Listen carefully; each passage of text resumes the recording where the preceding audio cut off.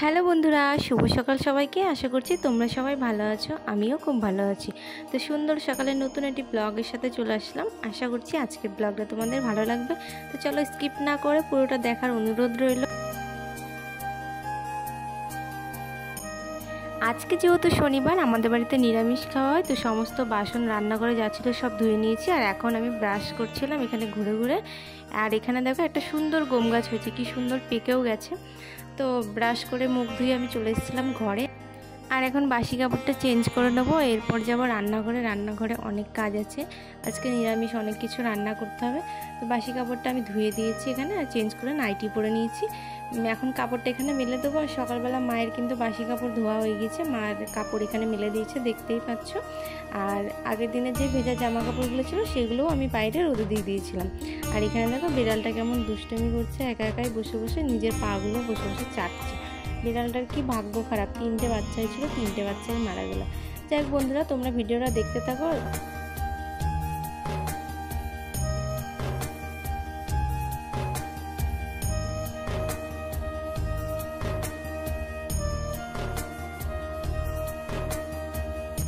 এই যে বাইরের কাজ সেরে এখন চলে এসেছি রান্নাঘরে। আর আজকে আমি মটরের ডাল ডাটা দিয়ে, তো ডালটা আমি সিদ্ধ বসিয়ে দিয়েছিলাম প্রেশার কুকারে, নয়তো অনেক দেরি হয়ে যেত। আর ভাতটা বসিয়ে দিয়েছিলাম।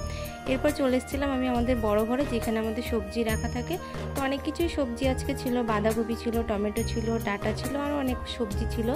বাঁধাকপি আজকে রান্না করব না, কারণ এখন আনসিজনের বাঁধাকপি না, মাছ ছাড়া ভালো লাগে না। আজকে নিরামিষ যেহেতু, মাছ আমাদের বাড়ি হবে না।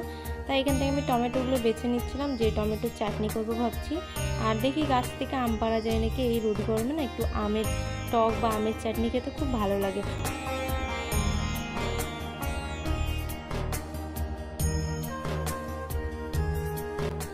আর এই বছর তো আম নেই বললেই চলে, আগে কত আম হতো, আর এখন সব বাগানও নষ্ট হয়ে গেছে। আর এই বছর তো আম একদমই আসেনি।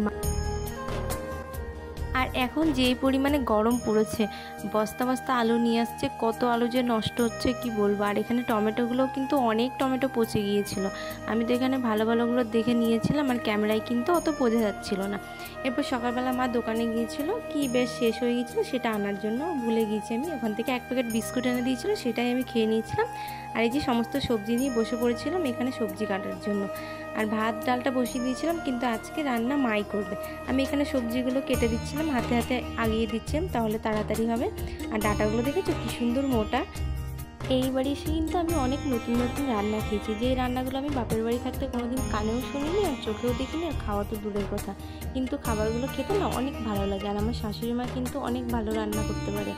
তো আমি এখানে সবজিগুলো কেটে নিই। আর টমেটোগুলো দেখেছো পাশে কি সুন্দর লাগছে।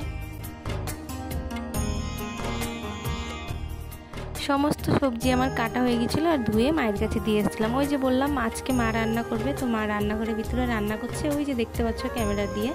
আর এখানে আমি সবজির খোসাগুলো তুলে নিয়ে গিয়ে, আমাদের একটা মামি আছে, উনি বালতি রেখে গেছে আমাদের বাড়ি, মানে গরুর খাবার হিসাবে এগুলো দেওয়া হয়।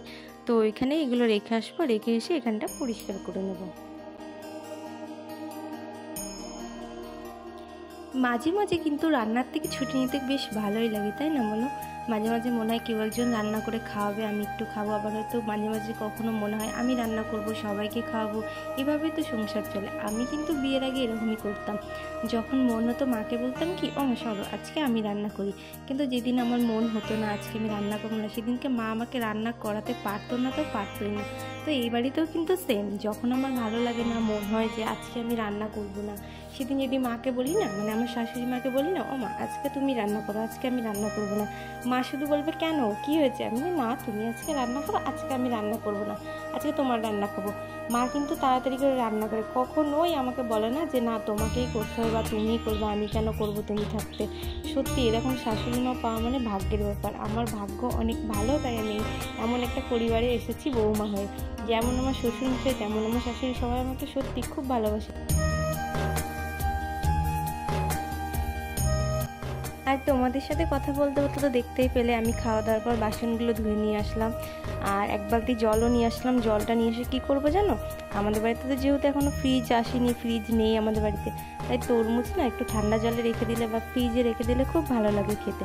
তাই ভাবলাম যে একবার জল নিয়ে এসে তরমুজটা একটু ভিজিয়ে রাখি। বাবা মাও বললো, কিন্তু এদিকে দেখি তরমুজটা ডুবছেই না, মানে তরমুজটা এতটাই বড়, 7 কেজি ওজন তরমুজটার।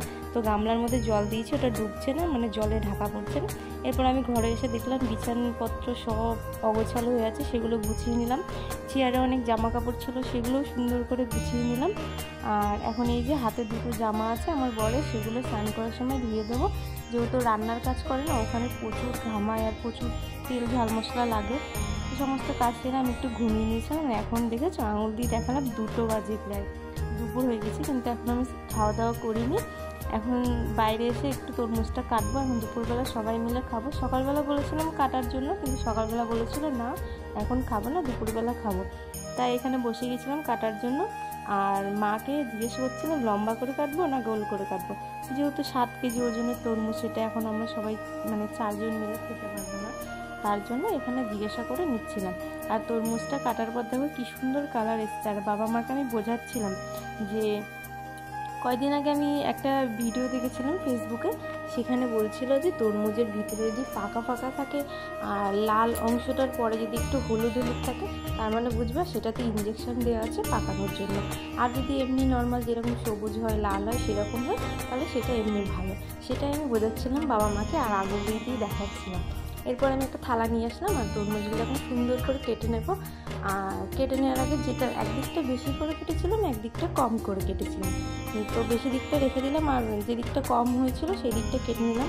কিন্তু এখানে দেখো তরমুজটা আমি ভুল কেটেছি, তরমুজ কিন্তু এইভাবে করে কাটে না। আমি বাবাকে জিজ্ঞাসা করছিলাম কীভাবে কাটবো, বাবা বললো এইভাবে কাটো। তো বাবার কথা শুনে আমি এইভাবেই কেটে নিয়েছিলাম।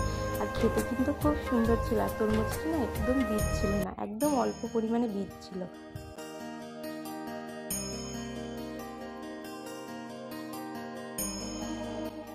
অবস্থা দেখেছো তো, তরমুজটা কাটতে গিয়ে কিন্তু আমার হেঁসোটাই খুলে গিয়েছিলো। হেঁসোটা কিন্তু আগের দিনই কলা গাছ কাটতে গিয়ে খুলে গিয়েছিলো আর ঠিক করা হয়নি, তাই তরমুজ কাটার সময় আবারও খুলে গিয়েছিল।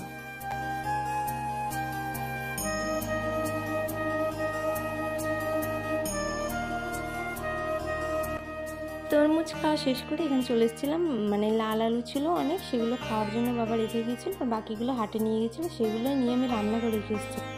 আর এখন চলে এসেছিলাম বাবার ঘরে। বিছানাটা না একদম অগোছালো হয়েছিল, তাই বিছানার একটু গুছিয়ে নিলাম। আর এখন বিকাল যেহেতু হয়ে গিয়েছে, প্রায় 3টে সাড়ে 3টে বেজে গিয়েছে, তাই একটু ঘর বারান্দাটা ঝাড় দিয়ে দিচ্ছিলাম। জানোই তো আমাদের মধ্যে সকাল বিকেল সবসময় ঘর বারান্দাটা একটু ঝাড় দিয়ে সন্ধ্যেবেলা সন্ধ্যে দেয়, সকালবেলার বাসি কাজ সারে। আর আগের ব্লগে তো তোমরা দেখেছিলে একটা কলার কাঁদি হয়েছিল আমাদের বাড়িতে, কিন্তু একদম বাজে, খাওয়ার যোগ্য ছিল না। সেটাই কেটে কেটে মা এখানে সুন্দর করে রেখে দিয়েছিল। ভাবছিলাম যে এগুলো কী করা যায়, ভাবছিলাম আমাদের বাড়ির পাশে নদী আছে, সেই জায়গায় নিয়ে গিয়ে ফেলে দিয়ে আসবো। কিন্তু শেষমেশ সেরকম পরিস্থিতি এসেছিলো, কিন্তু পরে অন্যজনেরা খেয়ে নিয়েছিল। এরপর চলে এসেছিলাম বিকালবেলা উঠানটা একটু ঝাড় দিতে। আর এই ঝাঁটাগুলো দিয়ে না উঠান ঝাড় দিতে খুব সুবিধা হয়। যখন আমি বিয়ে হয়ে এই বাড়ি প্রথম আসলাম, তখন না আমার ঝাড় দিতে গিয়ে ভীষণ প্রবলেম হতো, হাতে খালি বেঁধে যেত, মনে হতো এই দিক করি না ওই দিক করি, মানে কোনো দিকে দিশা পেতাম না কীভাবে করবো। কিন্তু এখন না আমার খুব ভালো অভ্যাস হয়ে গেছে, এখন আমার 2 মিনিটও মনে হয় লাগে না উঠান ঝাড় দিতে। এই উঠানে যাই আর ঝাড় দিয়ে ঘরে চলে আসি। আমাদের ওই বাড়িতে কিন্তু এরকম না। আমি বলছিলাম কি, ওই বাড়ি গেলে আমার মাকেও এরকম একটা ঝাঁটা বেঁধে দিয়ে আসবে, যাতে মায়ের ঝাড় দিতে সুবিধা হয়।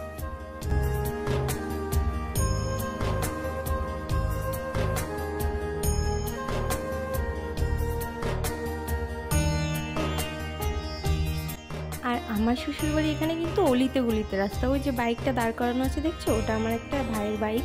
তো আমাদের বাড়ির রাস্তাটা ওই পর্যন্ত শেষ। অনেক মানুষ না ওই রাস্তা দিয়ে চলে আসে, ভাবে কি হয়তো এখানে রাস্তা আছে, কিন্তু এসে দেখে এখানে মানুষের বাড়ি। আমি বিয়ে হয়ে আসার পরে তো 2-3বার হয়েছে এরকম, আর দেখে ভীষণ হাসি পায়, কিন্তু যাই বলে।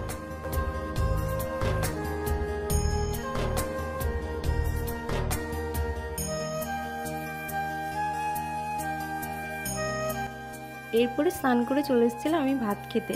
আর দেখতেই পাচ্ছ এখন খাচ্ছি, এখন প্রায় 5টা বাজে, মানে দুপুর 2টোর খাবার 5টায় খাচ্ছি। গরমের জ্বালায় এখন আর দুপুরবেলা ভাত খেতে একদম ইচ্ছা করে না, মনে হয় একটু এটা সেটা খেতে পারলেই ভালো হয়, তাও আবার ঠান্ডা জিনিস।